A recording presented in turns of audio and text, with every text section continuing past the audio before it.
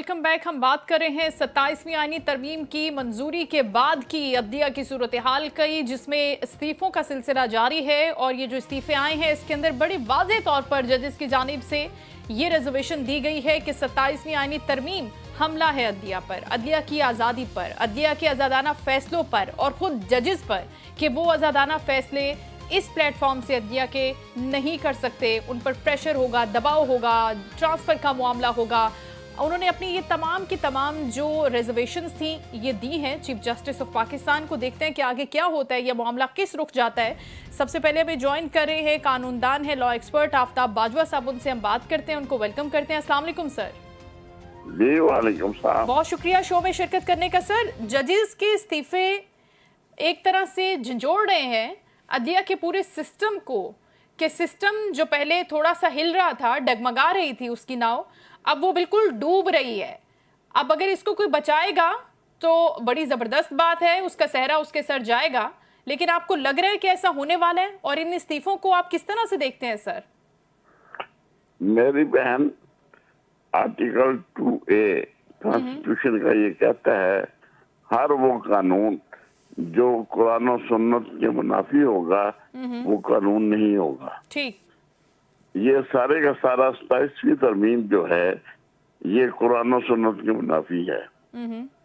और इसको पास करने वाले और इसको बनाने वाले काफिर हैं, क्योंकि ये कुरान और सुन्नत के मुनाफी है। क्योंकि किसी आज तक किसी भी हुक्मरान को, इस्लामी हुक्मरान को ये इस्तेमाल नहीं दिया गया कि आप जो चाहे करें लेकिन आपका एहतसाब नहीं होगा। कुरान और सुन्नत के मुताबिक हर बंदा जवाबदेह है अल्लाह को। लिहाजा हर वो शख्स जिसने जो भी गुनाह करना होता है उसको जवाबदेह है। लेकिन इस कानून में 27वीं तरमीम में ये बात ला दी गई कि बादशाह हो या फील्ड मार्शल हो या कोई भी हो, आर्मी का चीफ हो, उसको इस्तिस्ना हासिल है। लेकिन क्योंकि कुरान और सुन्नत के ये मुनाफी कानून है, हम इसको नहीं मानते। अच्छा, एक चीज मैं आपसे क्लियर करना चाहती हूँ। आप कह रहे हैं कि कुरान और सुन्नत के मुनाफी कानून है कि कोई भी शख्स गुनाह का मुर्तकिब होता है। ठीक है, हम इसकी डिटेल में इसलिए भी नहीं जाना चाहते क्योंकि मैं आपसे सरीहन एक आईनी और कानूनी नुक्ता नज़र से बात करना चाहती हूँ। आप कह रहे हैं कि इस आर्टिकल की, इस तरमीम की कोई गुंजाइश मौजूद नहीं थी कि अगर एक बंदा एक सीट होल्डर है, उसके पास एक ओहदा है, वो किसी इदारे का सरबरा है, किसी भी डेजिग्नेशन पर वो काम कर रहा है, तो वो अकाउंटेबल है। उसके पास अगर एक ओहदा है तो उस ओहदे के लिए। मेरी बहन, एक दफा एक बहुत बड़े सरदारों की बेटी ने सरदार चोरी की। नबी करीम सल्लल्लाहु अलैहि वसल्लम के पास पेश हुए कि हम 100 ऊंट जो है वो इस जिम्मे में दे देंगे, इसको माफी दे दी जाए। अच्छा। तो नबी पाक सल्लल्लाहु अलैहि वसल्लम ने फरमाया, मैं फातिमा बिनते मोहम्मद भी अगर चोरी करती तो मैं उसके हाथ काट देता।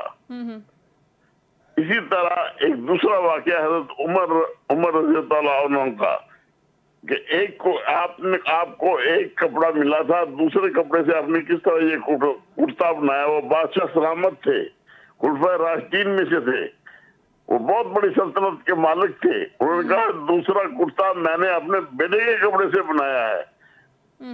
जब बादशाह सलामत इस्लाम के अंदर जवाबदेह है तो फिर इस्तिस्ना किस बात का?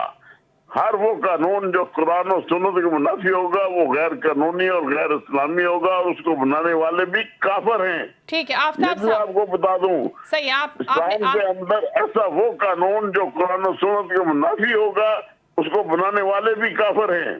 ठीक है। लिहाजा ये लोग ये मत भूलें कि ये इस्लामिया जमहूरिया पाकिस्तान है, ये कोई हिंदुस्तान नहीं है, ये कोई और को मुल्क नहीं है, ये इस्लामी मुल्क है। ये नारा पाकिस्तान जो बना था, ये जो मुल्क बना है, ये पाकिस्तान का मतलब क्या, ला इलाहा इल्लल्लाह के नाम पे बना था। और मैं खुशकिस्मत हूँ कि ये नारा भी मेरे खानदान में बना था। मेरे चचा के कमरे में 1945 में बड़े कॉलेज सियालकोट में बना था।